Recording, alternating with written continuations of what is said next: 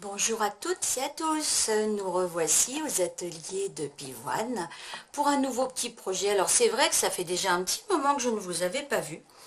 J'ai eu beaucoup d'ateliers, de choses diverses et variées, et je dois dire que je m'étais pas rendu compte que ça faisait aussi longtemps que je n'avais pas posté une vidéo. Alors, vous êtes de plus en plus nombreuses à me suivre sur ma page Agnès Demo Stampin' Up et je vous en remercie parce que ça fait vraiment plaisir. Et aujourd'hui, j'avais envie de vous proposer un petit projet que nous avons fait à l'association de scrap dont je fais partie, à la Trinité du Mont.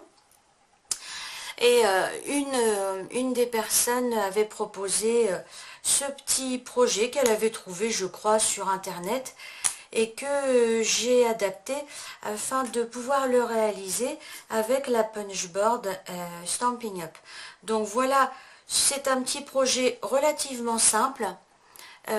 C'est deux pochettes que vous réalisez donc avec la Punchboard, une petite enveloppe fantaisie.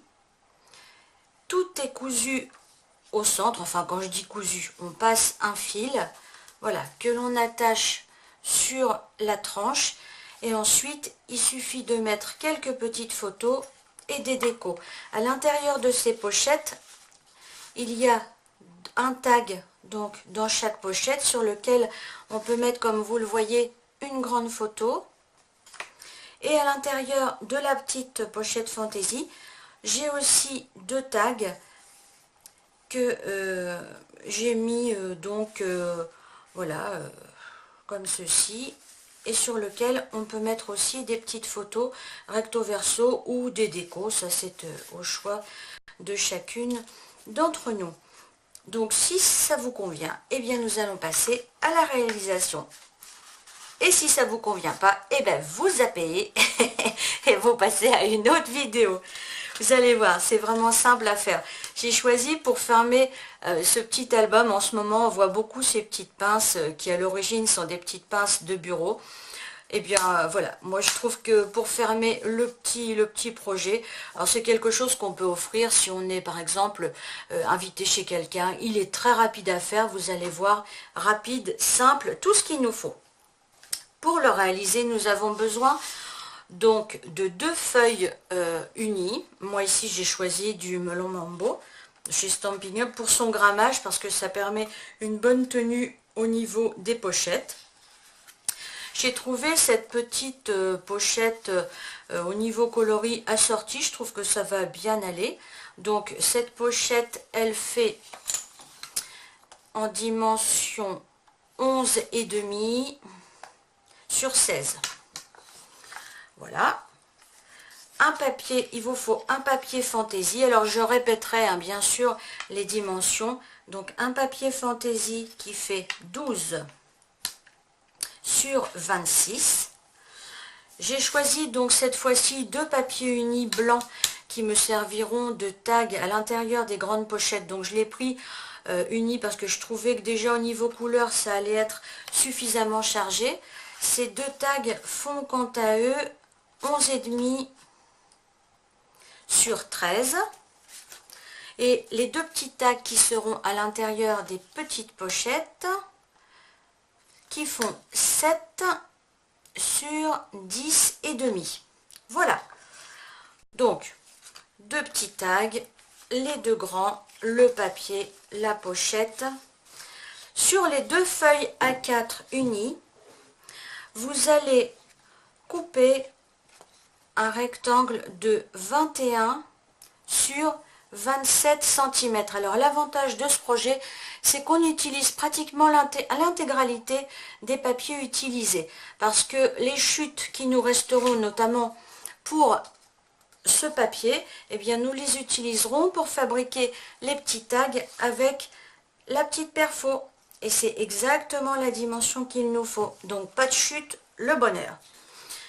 Vous rainurez, donc je répète, 21, 27. Vous faites un pli à 13, un pli à 26, à l'identique sur les deux pochettes. Vous vous souvenez sûrement, j'avais déjà fait un petit projet de ce genre pour fabriquer les petites pochettes cartes cadeaux. Eh bien, c'est le même principe. On va placer le bord de la feuille sur la ligne de départ, start line, et nous allons puncher. Nous faisons la même chose sur le pli à 13 et on punch. La même chose sur le pli à 26. Nous retournons la feuille et c'est reparti. On aligne bien sur le petit curseur le pli, c'est facile aussi pour se repérer. Là. Et enfin, le dernier que voici. Vous obtenez donc cette forme. Alors, tout simple, hein. On coupe en biais ici et là. Ça nous permettra, ça nous permettra quand on va plier la pochette de ne pas voir les bords qui débordent. Ensuite, nous glissons la feuille sous la petite fente ici jusqu'à ce qu'on soit sur la butée. Et nous allons avec le poinçon, pas le poinçon, pardon, le plioir. Si on fait le poinçon, ça va faire des trous. Et on suit la ligne jusqu'au bout. On obtient donc ceci. On fait pareil de l'autre côté.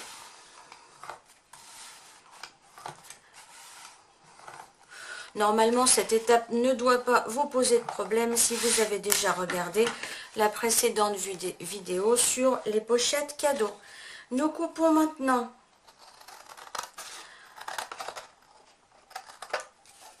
ici et à l'opposé. Ce qui nous donne cette forme. Vous voyez, quand on plie, c'est tout simple.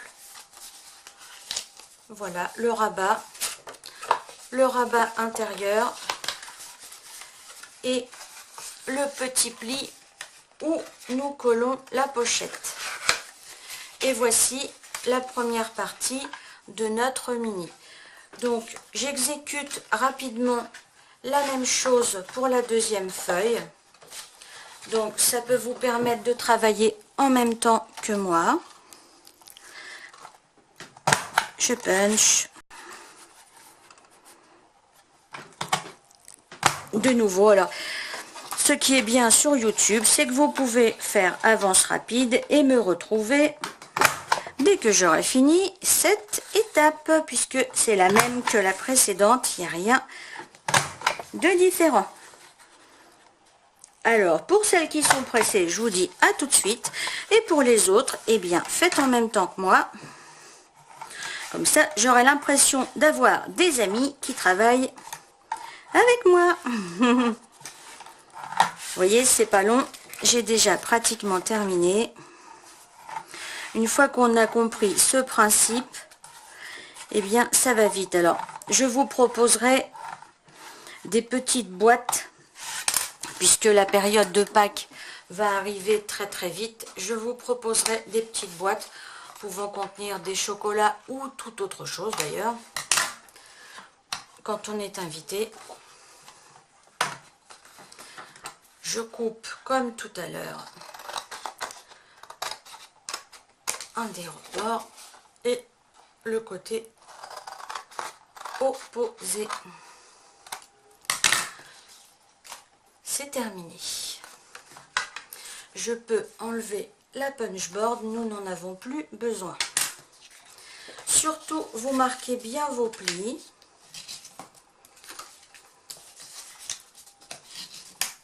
Voilà. Je trouve que c'est plus facile après pour manipuler le projet. Bien évidemment, ce projet, vous pouvez le faire avec des dimensions différentes, selon ce que vous voulez obtenir à la fin. Une dernière petite chose avant de coller notre enveloppe, ne pas oublier, nous allons faire une petite échancrure sur le devant de la pochette. Alors, on centre à peu près, hein. oui, ça doit être à peu près ça. Et voilà. Ce qui nous permettra, une fois que le tag sera à l'intérieur, de pouvoir le sortir plus aisément. Ouais, alors honnêtement, c'est pas très bien centré. Voilà, quand on veut faire les choses rapidement, je dis toujours, eh bien, c'est pas comme ça qu'on les fait le mieux. Alors, je vais essayer de faire mieux pour la seconde. Voilà.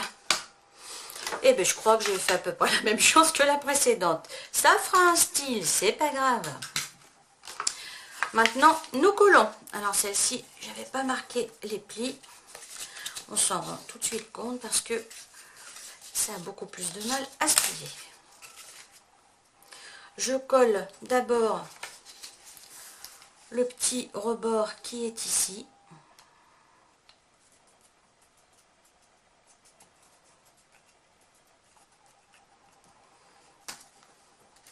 Hop. Alors, attention, pour que ça colle bien, ce que je fais, c'est que je prends des petites pinces à linge. Je dois avoir ça par ici. Là. Voilà. Je prends des petites pinces à linge qui me permettent de maintenir le projet et de faire autre chose et être sûr que ce soit bien collé. Voilà. Et je vais coller l'arrière de ma pochette.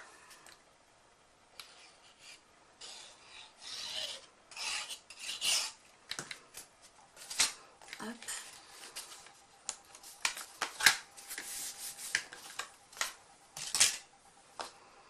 Alors c'est un petit projet qui était vraiment sympa et c'est pour ça que j'ai choisi de vous le présenter aujourd'hui.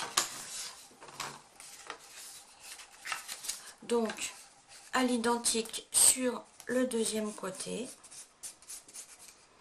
J'essaye d'aller le plus vite possible pour que la vidéo ne soit pas trop longue et trop difficile à encoder sur YouTube. Toujours pour les mêmes problèmes de fournisseurs, accès Internet.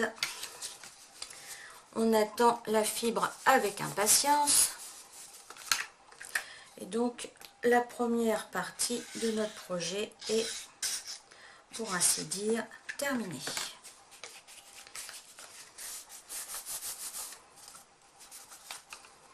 Hop. Et voilà. Je vous rappelle d'ailleurs, si vous le souhaitez, que je propose des ateliers à domicile. Si vous souhaitez venir scraper en ma compagnie, aucun souci. Vous avez mes coordonnées en début de vidéo, puisque je vous laisse toujours le petit feuillet apparent afin que ce soit plus simple pour que vous vous y retrouviez. Voilà, je prends maintenant la petite pochette que j'ai choisie pour mettre au centre. Je la plie en deux. Je marque bien le pli du centre. Et afin qu'elle puisse me servir à glisser des petits tags des deux côtés, je vais couper la languette rabat de l'enveloppe. Et de l'autre côté, je vais couper ma petite enveloppe sur le bord, mais très peu, 1 mm, ce qui va me permettre, lorsqu'elle sera cousue au centre, de pouvoir glisser un petit tag de ce côté-là et de l'autre, les tags que nous avons déjà coupés tout à l'heure. Voilà. Je reprends donc mes deux petites pochettes. Alors attention de bien les mettre dans le même sens, car j'ai eu le tour en atelier. Une des personnes avait mis une pochette comme ça et une de l'autre côté, ce qui fait qu'après c'était pas très simple pour l'assemblage. On laisse un tout petit écart entre chaque pochette et nous allons coller notre papier fantaisie à cheval sur les deux pochettes comme ceci. C'était un papier, c'est une ancienne collection Stampin' Up, très vitaminée, que j'aime bien utiliser. Par contre, je ne pouvais pas prendre effectivement le côté avec des étoiles parce que je pense que ça aura vraiment fait trop de rose. J'aime bien le rose, mais faut pas abuser. Je colle donc mon papier à cheval sur mes deux pochettes, comme ceci. Voilà, un tout petit écart, comme je vous ai dit, entre deux. Il n'a pas besoin d'être énorme, hein, c'est parce qu'on va mettre un fil. Donc pour faire les petits trous et que ça pose pas de soucis au niveau du fil quand on va le passer, c'est aussi bien comme ça. Après, je mets ma petite pochette comme ceci. Et là, ça va être pas l'opération délicate parce que vous allez voir, ça se fait facilement. Je mets une petite mousse en dessous. Je fais bien attention que tout soit bien centré. Et avec mon outil touche à tout côté pointe, je vais faire 2 trous dans toutes les épaisseurs en même temps. Voilà, j'essaye de bien le marquer, ce sera plus facile pour passer la ficelle. Bah, écoutez, notre projet est pratiquement arrivé à la fin. Vous voyez, c'était pas si long que ça. Il nous reste à mettre les onglets. Je prends donc ma perfo et je vais découper dedans 2 onglets.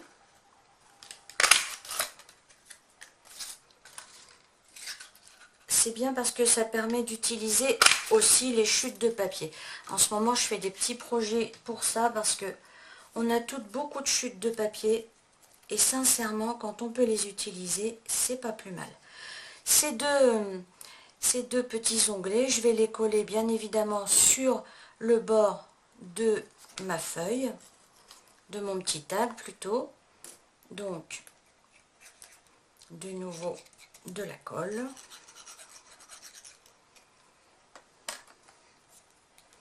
Je vais en mettre un. J'allais faire une bêtise. Je vais en mettre un plus dans le haut du petit tag. Et le deuxième, je vais le mettre un petit peu plus bas pour que ça fasse un effet de décalage quand l'album est fermé. Il ne vous restera ensuite qu'à passer le petit fil, donc à travers les épaisseurs. Vous faites un nœud à l'arrière du petit album et puis il ne vous restera plus que la déco à faire, mettre vos photos et voilà un petit projet qui est facile à faire et qui peut faire plaisir quand on va l'offrir. Qu'en pensez-vous? Si vous avez besoin d'une explication, d'un détail, d'un conseil, vous n'hésitez pas, vous mettez un commentaire et je vous recontacte. Voilà, le projet est donc terminé. Je glisse les tags à l'intérieur. Et donc ça fait un ensemble un petit peu flashy, un petit peu girly, mais j'avoue, bien mignon. Voilà, je vous refais voir le projet d'origine qui était celui-ci, afin que vous puissiez vous y retrouver. Voilà. Donc la petite pochette, vous voyez, ici elle était grise. Une fois décorée et garnie de photos, ça fait quand même un petit ensemble sympa. Je vous dis donc à très bientôt. Je vais rattraper mon retard et vous aurez donc 2 vidéos en même temps. Bye!